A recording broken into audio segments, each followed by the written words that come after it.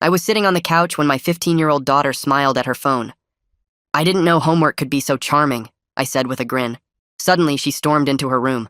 "I have a boyfriend, okay, Dad? Are you happy now?" I took a deep breath.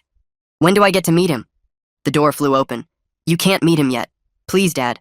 Not until I turn 16, then I'll explain everything. Bristol, if someone's threatening you or... No one's threatening me. Why do you have to make everything so weird?" Before I could respond, my phone rang. My son Jacob calling from the University of Michigan. "Hey, buddy, Is Bristol dating someone?" His voice was strained and urgent, like something was seriously wrong. "Dad, listen to me very carefully. Do not investigate this. Give her until her birthday." "Jacob, you're scaring me. Is my daughter in danger?" No, nothing like that. Just trust her, okay?"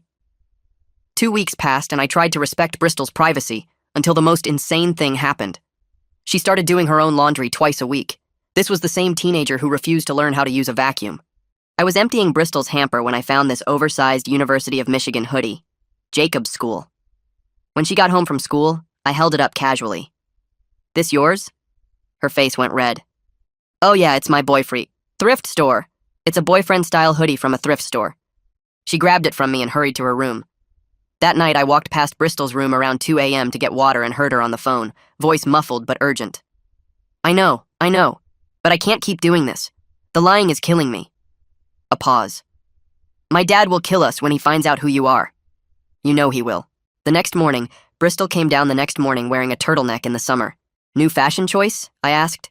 "Just trying something different." But when she reached for orange juice, the turtleneck shifted and I saw her frantically adjust it to cover it. She saw me looking and practically ran back to her room. I decided to wait until Mother's Day to confront them. We always visited his mom's grave together. "Sorry, Dad. I have a huge project due on Monday." "It's Mother's Day, Jacob." "I know. I'm sorry." An hour later, Bristol announced she couldn't come either because she was sleeping over at Ashley's. When I called Ashley's mom to confirm, she sounded confused but said yes, Bristol could come over. The pattern became undeniable after that. Every time Jacob mentioned coming home, Bristol had plans. Every time she wasn't home, he was too busy to call. That night, I confronted her gently. Before I could get a word out, she screamed, "Why can't you just trust me?" She stormed off. But the worst part was 2 days later. Bristol came home with her hair chopped short. Her beautiful long hair she'd been lathering with castor oil since middle school. "My boyfriend likes it better this way," she said, running her fingers through it self-consciously. The college savings withdrawals were the final straw. $300 transferred to her checking account, and all the charges showed up near Jacob's campus. When I asked, she claimed it was for SAT prep, but couldn't look me in the eye. That's how I spent Mother's Day driving to Michigan. Jacob's apartment was off campus. I knocked, my heart pounding. Jacob opened the door and his face went white. "Dad, we need to talk about Bristol." That's when I heard her voice from inside. "Is that the pizza?" Standing behind him was Bristol in a slinky bathrobe barely covering her body in messy makeup. We all stood there in silence. "Dad," Jacob started, "remember this is legal. Bristol isn't your biological daughter," Jacob said quietly. "She's your wife's daughter. We're not related by blood. We're step-siblings." I stared at him in shock. "Jacob, she's 15. You're a sophomore in college." "We fell in love," Bristol said through tears. "We couldn't fight it, plus I'm 16 soon." I stopped listening after that and swung my fist at my own son, knocking him to the ground. My knuckles hurt bad, and I just stood there watching Jacob grab his nose while blood ran between his fingers. Bristol screamed something at me and rushed over to help him up, trying to hold her robe closed with one hand. I saw the blood dripping onto the carpet, and my brain finally caught up with what I'd just done to my own kid. My whole body started shaking, and I backed out of the doorway into the hall, almost tripping over my own feet. Jacob yelled that he was calling the cops, but Bristol grabbed his arm and begged him not to, saying it would make everything worse for everyone. I told them both this wasn't over, and turned around to leave before I did something else stupid. The walk to my car felt like a dream, and I fumbled with my keys 3 times before getting the door open.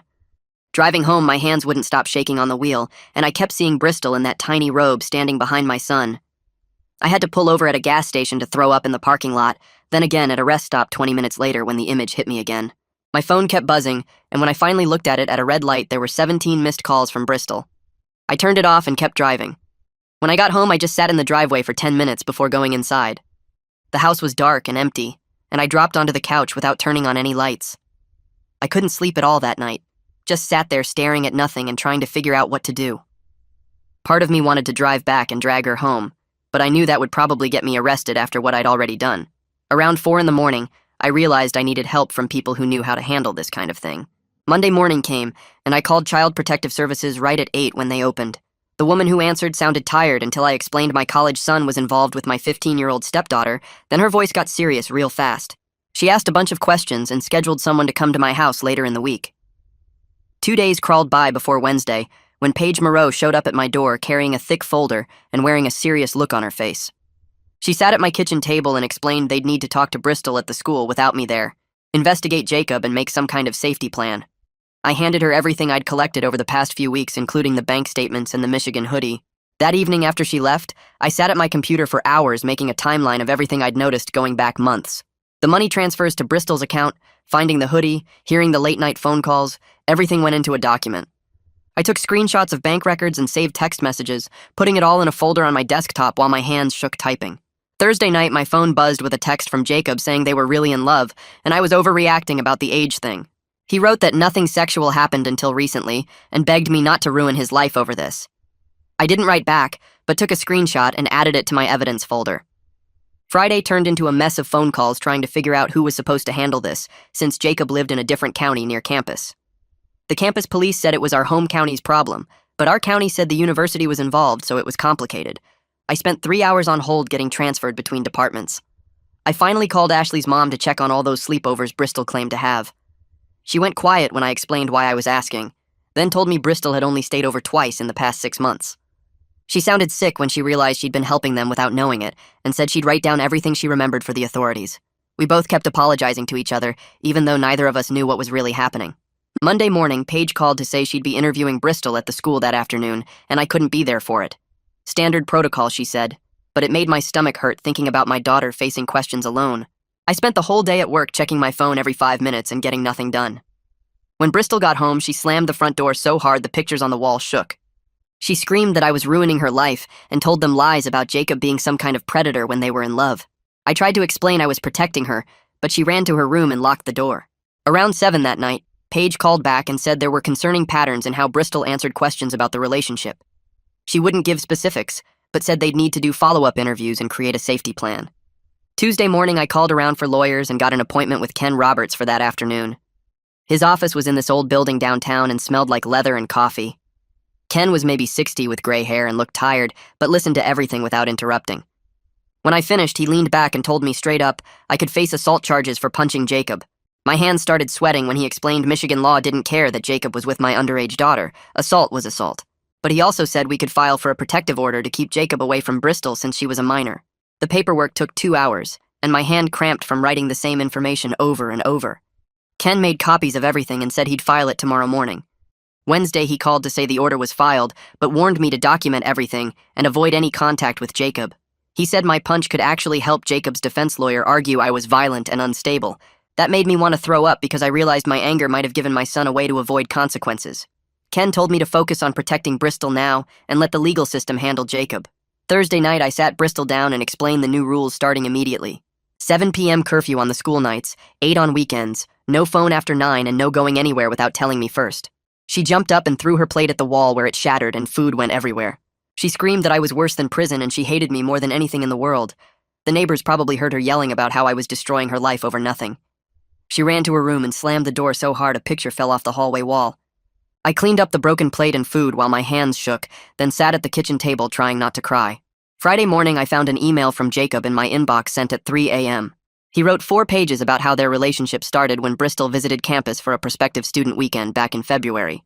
He claimed they tried to fight their feelings, but couldn't help falling in love over late-night talks about books and music. Reading his words about how special and mature she was made me realize this had been going on for months while I had no idea. He kept saying it wasn't planned, and they both felt guilty about the secrecy, but knew I'd never understand. The more I read, the more I saw the pattern of a college kid manipulating his younger stepsister. Saturday, I forwarded everything to Paige and spent hours going through Jacob's email again, marking every red flag. The way he talked about waiting until she was older, keeping things secret for now, how nobody else would understand their connection. Classic grooming behavior from someone who knew exactly what he was doing. I printed everything and highlighted the worst parts where he coached her on lying to me. Sunday afternoon, I remembered we had a shared family cloud account from years ago and logged in to check. There were hundreds of messages between them going back to January before that campus visit. Screenshots showed Jacob telling Bristol exactly what to say when I asked questions, how to delete messages, when to pretend she was at Ashley's. I copied everything onto a flash drive and made 3 backup copies to give to Paige and Ken. 2 weeks passed with Bristol barely speaking to me and following the rules only because she had no choice. Then Wednesday, she didn't come home from the school. I called the school and they said she left at normal time. Her phone went straight to voicemail. I drove around checking her friends' houses, but nobody had seen her. By 6 p.m., I called the police and filed a missing person report. The officer asked about custody issues or family problems, and I had to explain about Jacob and the protection order. They put out an alert and started tracking her phone, which showed up at an address in Michigan near campus. My whole body went cold when I saw the location on the map. The officer said they'd contact local police for a welfare check, but it would take time. I sat in the police station for 3 hours drinking bad coffee and checking my phone every 30 seconds. Finally, around 10 p.m., an officer came out and said they found her at Jacob's apartment. She was safe, but insisted she went there voluntarily and wasn't being held against her will. Michigan police couldn't force her to leave since she wasn't in immediate danger, but they strongly encouraged her to come home. 2 officers brought her back around 1 a.m., and she wouldn't even look at me. She went straight to her room, but not before calling me a traitor and saying she'd never forgive me for sending cops after her like she was some runaway criminal. The next morning, the school counselor called asking for an urgent meeting about Bristol's attendance and emotional state. She'd missed 8 days in the last month, and teachers reported she wasn't turning in work or participating in class. The counselor said Bristol showed clear signs of trauma, even though she insisted everything was fine, and she just wanted everyone to leave her alone. We scheduled an appointment with Abigail Morgan, who specialized in family crisis situations, for the following Monday. Came faster than I expected, and suddenly it was Monday morning with Paige calling to tell me the prosecutor's office was taking over the criminal part. She said I needed to step back completely and let them handle everything from here while I focused on getting Bristol into therapy with Abigail. The whole system felt impossible to trust, but I signed the papers agreeing to their plan anyway. 3 days into this new arrangement, Bristol found out about Javier through some post on Instagram and came down to dinner already mad. She grabbed her plate and threw it straight at the wall, screaming that I turned everyone against Jacob, and when she turned 16 in 4 months, she'd file for emancipation. Food went everywhere, and she ran upstairs before I could say anything. I spent an hour cleaning pasta sauce off the wall while trying not to punch something myself. The next week, we had our first joint therapy session with Abigail, where I finally admitted I messed up by punching Jacob and trying to control everything afterward. Bristol's eyes went wide when I said I was wrong, and she actually agreed to work on not screaming at me if I worked on not being so controlling. Abigail wrote something down and called it a breakthrough, which felt weird since we were just agreeing to basic stuff. 2 weeks later, we had the protection order hearing where the judge extended it temporarily, while the prosecutors figured out what to charge Jacob with. Ken told me afterward that my assault case was reviewed for misdemeanor charges, which could mean fines or even jail time. Both cases moved through the courts slower than I could believe. A month passed before Bristol tried something stupid by taking a bus to campus, even though the safety plan said no contact at all. Campus security called me saying Jacob had reported her being there trying to find his new dorm, which at least showed he was taking the legal stuff seriously now. The officer said Bristol was in their office waiting for pickup and seemed upset but not hurt.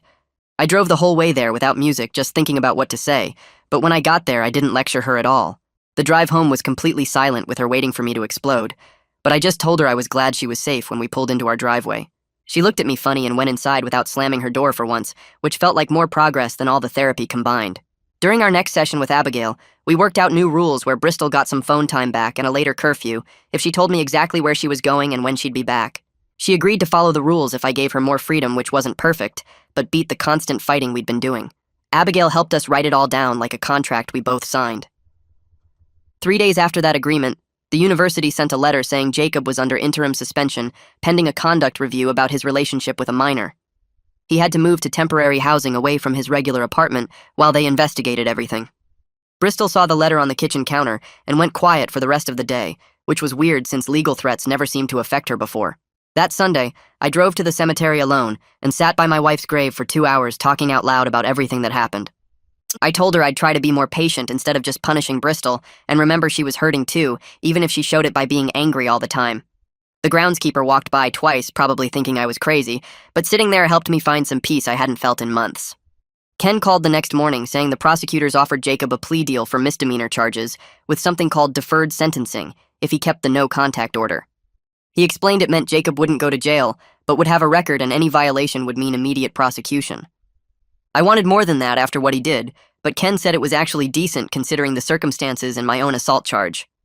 The deal meant Jacob admitted wrongdoing without a trial, which would spare Bristol from testifying about everything. I struggled with accepting such a light punishment, but Ken reminded me the goal was protecting Bristol, not revenge.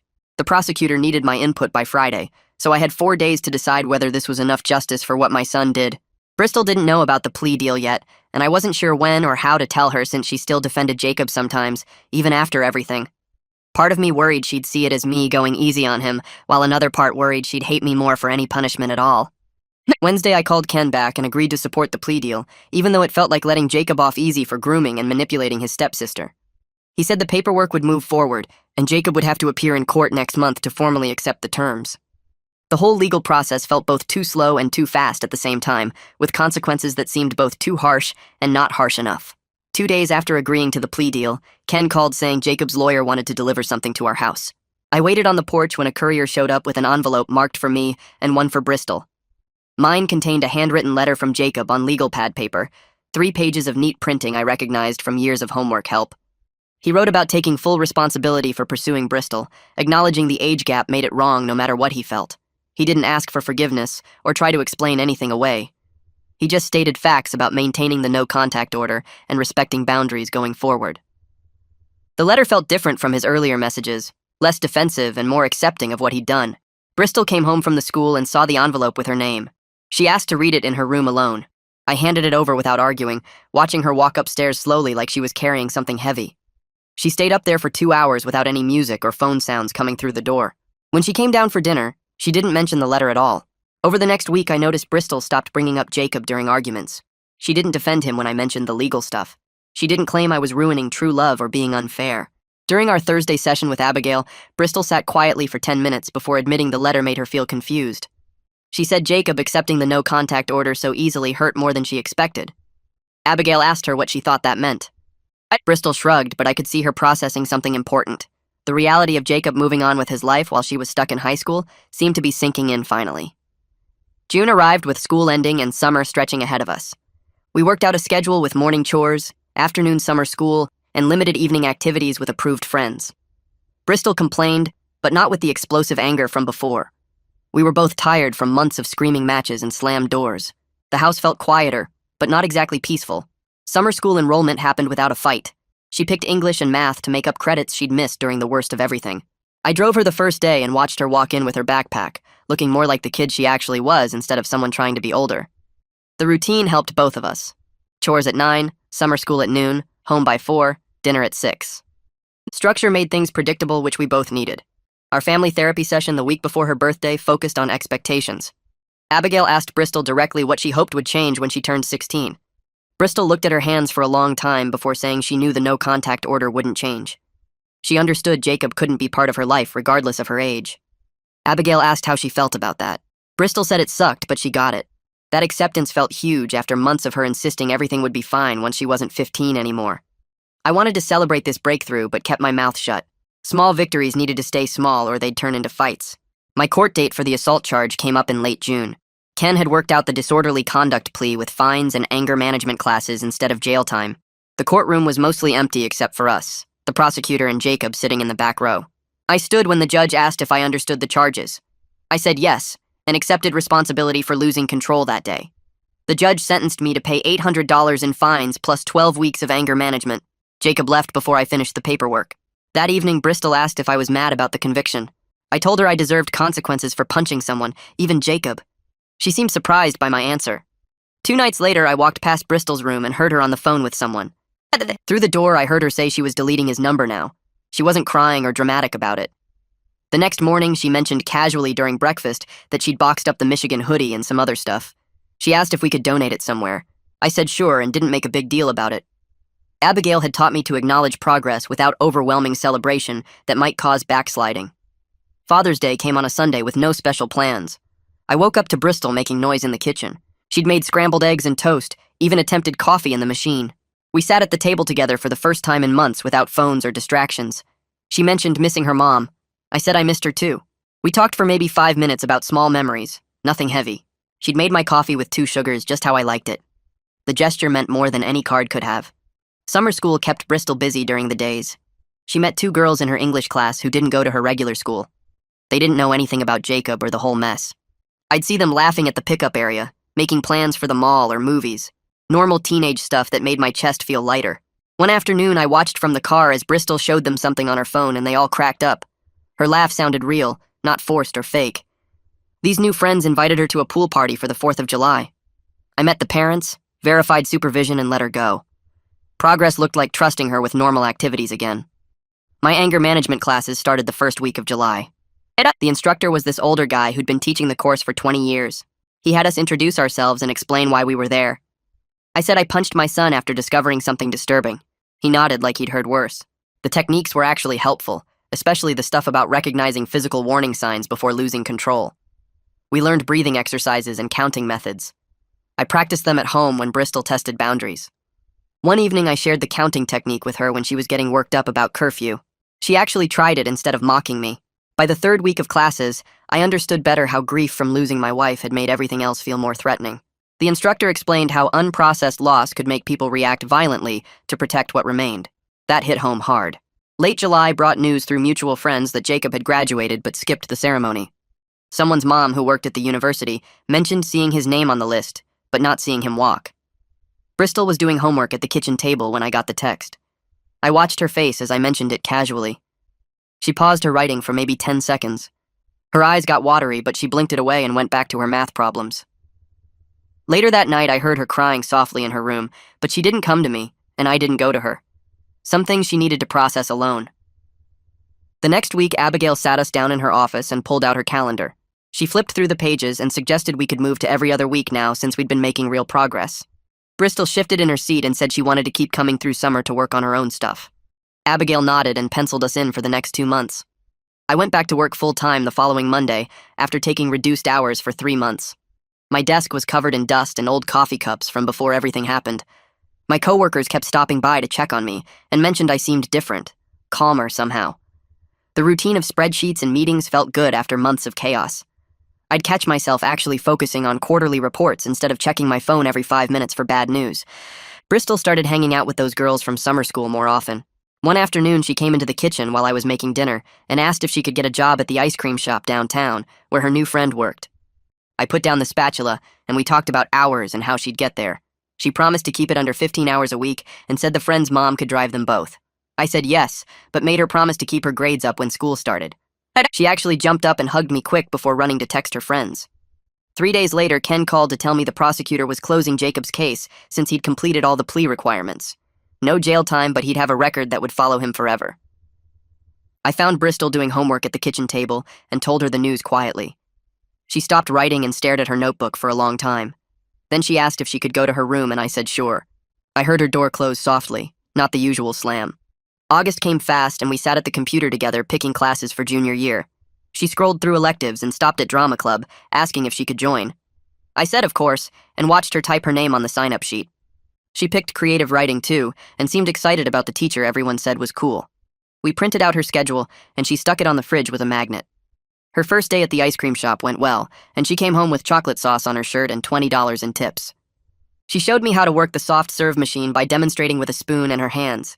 The other girls from work came over that weekend, and they spent hours in her room laughing about customers and practicing for drama auditions. One evening after dinner, Bristol stayed at the table instead of disappearing to her room. She picked at her placemat and said therapy had been talking about healthy relationships and warning signs. She told me she understood now how keeping secrets and not having other friends were red flags she'd missed. She said Jacob had convinced her that nobody would understand their connection. I just listened without interrupting. She talked for maybe 10 minutes about boundaries and trust before going to do dishes without being asked. The last week of August, I suggested we go to the lake for a weekend before school started. She looked surprised, but said, "Okay." We packed the car with fishing poles and snacks and drove 2 hours north. At the lake, she actually left her phone in the cabin and helped me carry the tackle box to the dock. We sat there for hours not really talking, just casting lines and reeling them in. She squealed when something tugged her line, and I helped her reel in a decent-sized bass. She held it up for a picture, smiling real and wide for the first time since Mother's Day. We threw it back and kept fishing until sunset. The week before school started, I was reading in the living room when Bristol came downstairs in her pajamas. She stood there for a second like she was deciding something. Then she walked over and gave me a quick hug. Good night. Not a long dramatic thing, just a normal daughter hugging her dad before bed. She smelled like the vanilla lotion her mom used to buy. I said goodnight and she went upstairs. We weren't fixed and probably never would be completely. But we were still here, still trying, still a family that had survived something terrible. The next morning, she made eggs again, and we talked about her work schedule and which supplies she still needed for school. Normal stuff that felt like the biggest gift in the world. Well, that's gonna do it for now. Thanks for just being here and exploring all these curious details with me. Always enjoy sharing this time with you. Subscribe for more content like this.